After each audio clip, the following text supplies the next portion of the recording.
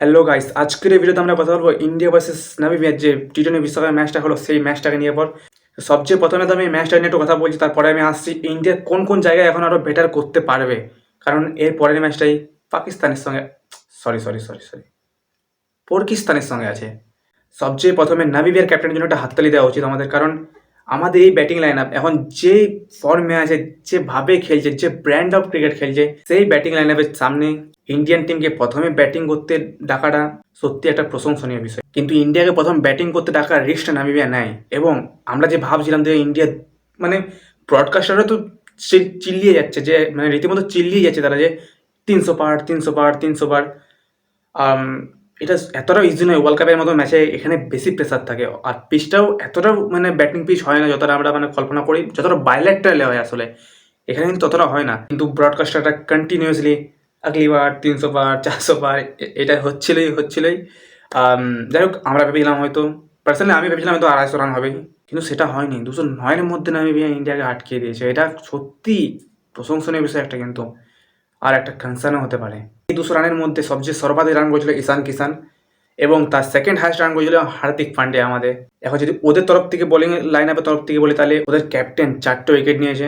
এবার যদি আমি আমাদের বোলিং লাইন আপের কথাই বলি, তাহলে বরুণ চক্রবর্তী যখন বোলিং করতে আসে তখন নামিবিয়ার জাস্ট একটা উইকেট পড়েছিল, সামথিং 80+ রানও হয়ে গেছিলো। কিন্তু বরুণ চক্রবর্তী আসার মাত্রই প্রথম বলেই বোল্ড, এবং সাথে সাথে দেখি 4টে উইকেটও পড়ে গেছে। এইভাবে বরুণ চক্রবর্তী ওয়ান সাইডেড পুরো ম্যাচ করে দিয়েছিল এটাকে। কিন্তু যদি আমি ইন্ডিয়াকে নিয়ে কথা বলি, যদি কিছু কনসার্নের কথা আমি বলি, তাহলে কিন্তু কনসার্ন আছে এখনও। প্রথমত হচ্ছে অভিষেক শর্মা, কারণ অভিষেক শর্মা কিন্তু সুস্থ হওয়াটা খুবই জরুরি, কারণ নেক্সট ম্যাচ পাকিস্তানের সঙ্গে ম্যাচ আছে আমাদের। জানি ওদের কোনো অকাত নেই যদিও, বাট এটা হচ্ছে প্রেসারের গেম। উপর থেকে যে এখন পরিস্থিতি সৃষ্টি হয়েছে, সেখানে দু পক্ষের ক্ষেত্রে কিন্তু মানে চাপ থাকবে। ইন্ডিয়ার ক্ষেত্রে তো বরাবরের চাপ থাকে, কারণ যে লেভেলে আমাদের পপুলেশন, তাদের হোপ সেটা কিন্তু বেশি চাপের। কিন্তু পাকিস্তানের এখানে তো কোনো সেরকম চাপের কিছু নেই বলতে গেলে অ্যাকচুয়ালি, কারণ ওদের কাছে মানে হোপ কে রাখে, ওদের সঙ্গে কে হোপ রাখে ওদের কাছে? ওদের কাছে কেউ হোপ রাখে না। কিন্তু ইন্ডিয়ার ক্ষেত্রে কিন্তু সবার হোপ আছে আমাদের যে তারা জিতবে। তো অভিষেক শর্মা ঠিক হওয়াটা খুবই জরুরি, কারণ যেভাবে মারে, মানে সায়েন্স আফ্রিদিকে যেভাবে মারে, তো ওকে জিজ্ঞাসা করলে বেটার হবে যে কীভাবে মারে। আমি জানি না কীভাবে মারে, কিন্তু সেটা সায়েন্স আফ্রিদি ভালো বলতে পারে তাকে কীভাবে মারে। যেভাবে অভিষেক শর্মা পাকিস্তানকে মারে, সেভাবে তো আমার মনে হয় না যে বিরাট কোহলিও মেরেছে। সেকেন্ড হচ্ছে তিলক বর্মা। হ্যাঁ, ইঞ্জুরি হয়েছিল মানছি, ইঞ্জুরির পরে একটু মানে সেই ফর্মেটে আসা একটু কঠিন বটে আমি মানছি, কিন্তু যতটা আমাদের অভিষেক শর্মাকে প্রয়োজন, ততটাই কিন্তু সেই তিলক বর্মাকে প্রয়োজন। কারণ যদি উপর থেকে বাই চান্স কিছু উইকেট পড়ে যায়, তিলক বর্মা কিন্তু ক্ষমতা রাখে সেই ইনিংসটাকে বিল্ড করার। তিলক বর্মার কিন্তু ফর্মে খুবই দরকার আমাদের পাকিস্তান ম্যাচে। এবং 3 নম্বরে হচ্ছে রিঙ্কু সিং।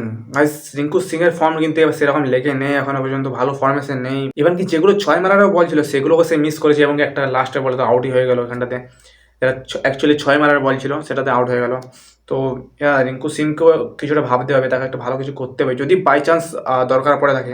কারণ আমরা তো হোপ করবো তার যেমন দরকার সেরকম নাই আসে ব্যাটিংয়ের দিক থেকে, বাট যদি আসে তাকে কিন্তু সলিটারি দিতে হবে। এটা কিন্তু একটা বিগ কনসার্ন। কিন্তু রিঙ্কু সিংয়ের কিন্তু সেরকম ফর্ম নেই। ইভেন যদি আমি বোলিংয়েও আসি, তাহলেও কিন্তু বুমরা কিন্তু সেরকমভাবে উইকেট নিতে পারছে না। হ্যাঁ, একটা উইকেট নিল লাস্টে ইয়র্কার ফেলে, কিন্তু ওভারঅল যদি দেখি আমি নামিবিয়ার টিমের সামনে আর একটু কিন্তু বেটার পারফরমেন্স দেওয়া উচিত ছিল। যদিও রানও সেরকম দেয়নি, কিন্তু আমি আশা করছি বুমরা সেদিনে খুব ভালো খেলবে।